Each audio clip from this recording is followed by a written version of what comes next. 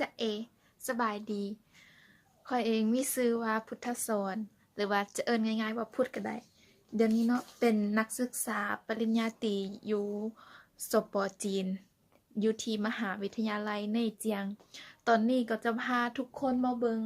หอพักของเฮาเนาะสำหรับน้องไม้ที่แบบว่าหากลับมาอยู่จีนอาจจะยังบ่ฮู้ว่าหอพักมันเป็นแบบใดแต่ว่า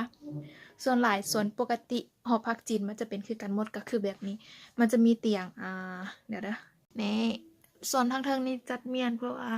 ยังจะมีคนอยู่อีกให้เบิ่งทางเทิงละกันเพราะว่าหมู่บ่สะดวกในการให้เบิ่งตู้เป็นอย่างอันนี้เนาะห้องนี้เป็นเตียงเทิงเตียงรุมเบิ่งเตียงนี้ก็โอเคหน่อยนึงนี่แล้วก็ตู้ส่วนตัวนี้จะเป็นห้อง6คนถ้าเป็นห้อง4คนจะสบายกว่านี้มันจะมีแบบเตียงหนึงอยู่บนนี้แล้วก็มีตู้เครื่องบนนี้ตู้เครื่องแล้วก็ตู้โต๊ะเรียนหนังสือของไผของมันเป็น4แจอยู่นี่อันนี้บอนพูดเองจะเห็นได้ว่ามัน6หู6ตาหลาย